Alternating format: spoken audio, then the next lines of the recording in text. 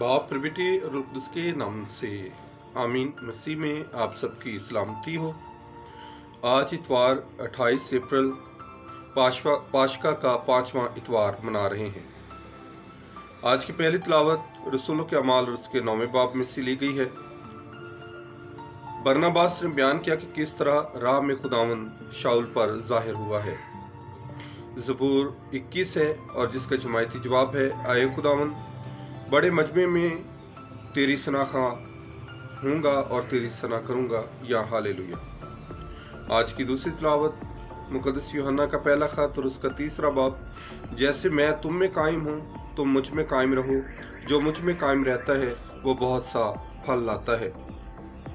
नारा हम्द है। यीशु ने कहा, राह हक और जिंदगी मैं हूँ, कोई मेरे वसीले के बगैर बाप के पास नहीं आ सकता। आज की अंजील मुकद्दस यूहन्ना की अंजील और उसका 15वां बाब। जो मुझ में कायम रहता है और मैं उसमें, वो बहुत फल लाता है।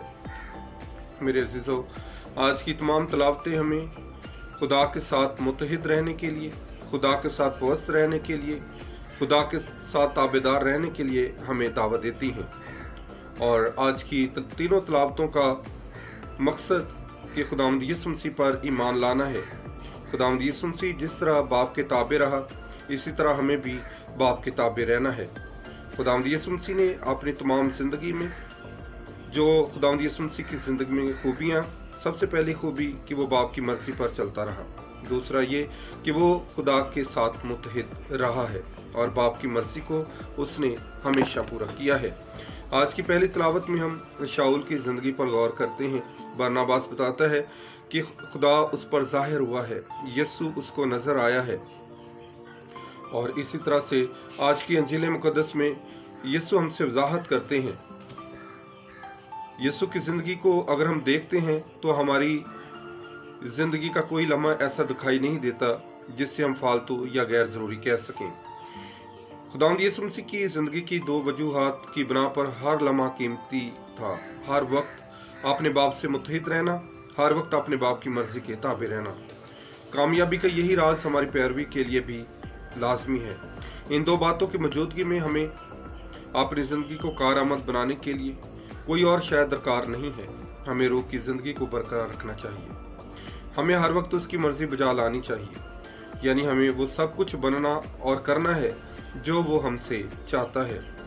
कुछ लोग सोचते हैं कि दुआ करने और पड़ोसी की मदद करने से उनकी जिंदगी की कदर बढ़ जाती है। ये तासर गलत है। मुकद्दस पौलुस रसूल इस ज़मन में मदरजा झैल सलाह देते हैं, बस खा तुम खाओ पियो और खा कुछ और करो, सब खुदा के जलाल के लिए करो। पहला करंथियों 10 बाब और उसकी 31वीं आयत। ये बात गैर अहम है कि हम मर्द हैं या खवातीन, कामसन हैं या बालग हैं, नाबालग हैं, किसान हैं या वजीर हैं। इस बात की अहमियत नहीं है कि कोई मताला करता है या खेलता है, या कोई खतून अहले खाना के लिए खाना बना रही है या अपने बच्चों की देखभाल करती है।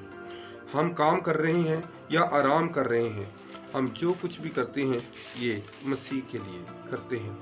आज की तिलावतों में हमारे लिए बयान किया गया है, खुदावंद यीशु मसीह बार बार हमें कहते हैं कि मैं ताक और तुम मेरी डालियाँ। अगर तुम मुझ में कायम रहोगे तो मैं तुम में कायम रहूँगा।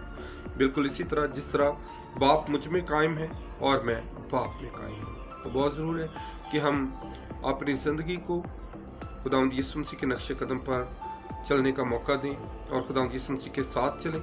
और खुदावंद यीशु मसीह जो हमेशा की ज़िंदगी रखते हैं वो हमें हमेशा की ज़िंदगी की दावत देते हैं कि जिस तरह मैं हमेशा की ज़िंदगी रखता हूँ और मैं ताक हूँ और तुम मेरी डालियाँ हूँ और तुम मेरे बगैर कुछ नहीं कर सकते। तो आज की अंजील मुकद्दस में बयान है कि कोई बाप के पास मेरे वसीले के बगैर नहीं आ सकता। ज़रूर है कि हम यीशु पर एतकाद रखें, यीशु पर ईमान रखें। आज का इतवार मेरे लिए और आपके लिए बाइस बरकत होगा।